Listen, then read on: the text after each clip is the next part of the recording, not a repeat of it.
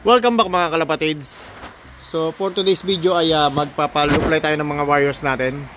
So apat na araw nga hindi nakalipad yung mga wires natin dahil nga masama ang panahon.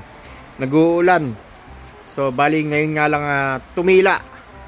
Ayan. So saradong-sarado nga yung loop natin mga kalapatids kasi nga mula nung Martes at ngayon ay sobrang lakas ng hangin.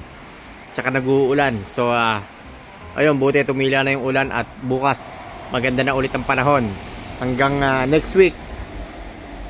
So sa Sunday siguro magtotos ulit tayo mga kalapatids. So magpapaluplay tayo ng mga wires mga kalapatids habang walang ulan. So napakalamig nga ngayong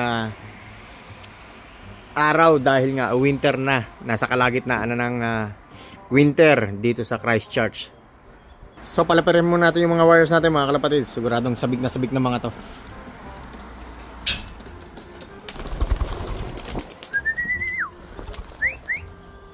Ito sa kabila naman.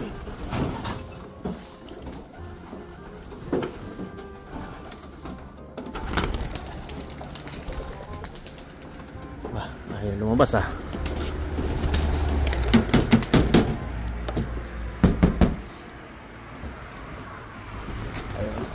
Lilinis tayo ng loop mga kalapatids. Bas.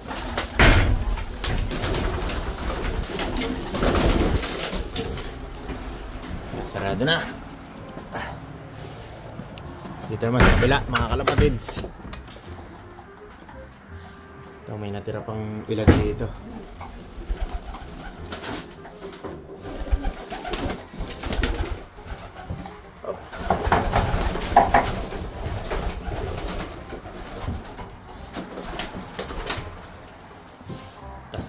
Buksan natin itong trapdoor natin.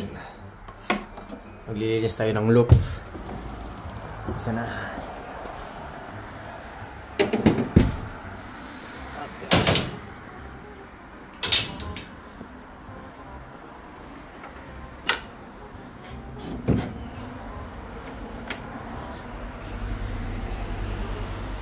Ayun yung wires natin mga kalapatids.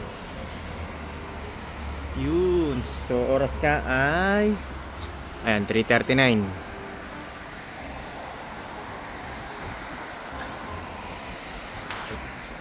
Yun. Taas. Ayun.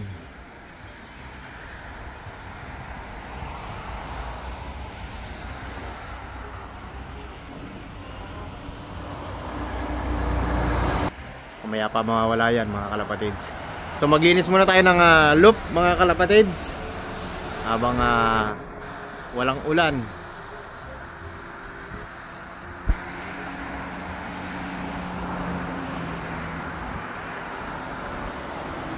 A few moments later. So mga kalapatids, nalipad pa rin yung mga wires natin.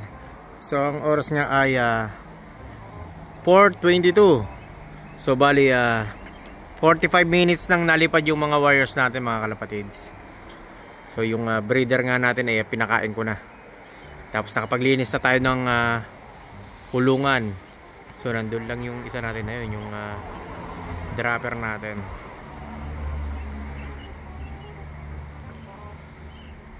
So pag maganda ang panahon bukas, papaluplay ulit tayo.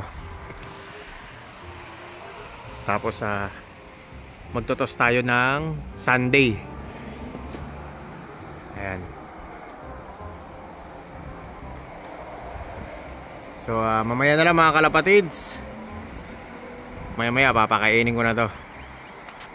A few moments later. So mga kalapatids, nalipad pa rin yung mga wires natin. So wala na nga yung red flag natin. So 4:37 na. So isang oras nang nalipad yung wires natin. Ito. Ayan, taas pa. So maya siguro bababa na to.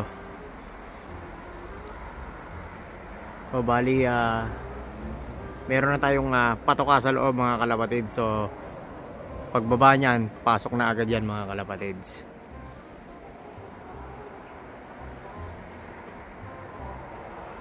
Ayan, sipag rumonda ng mga warriors natin. Ayan.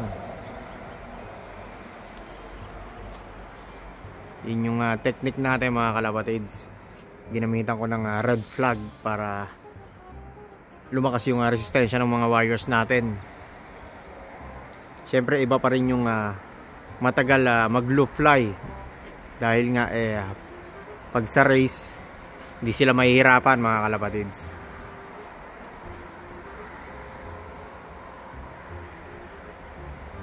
Ayun, sipag pa lumipad.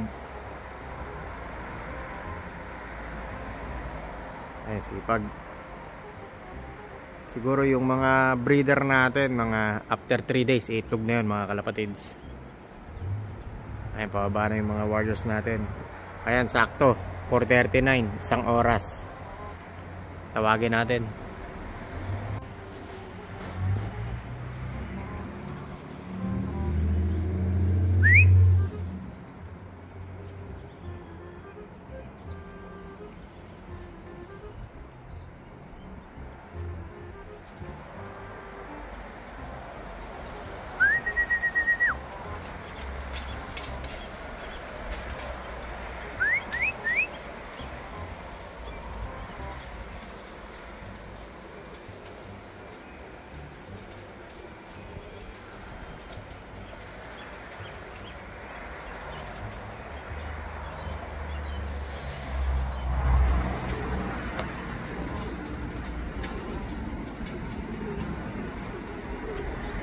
Ayan, malinis na yung roof natin mga kalapatids. So twice a week nga ako maglinis ng kulungan. Tsaka dito, ayan, malinis na.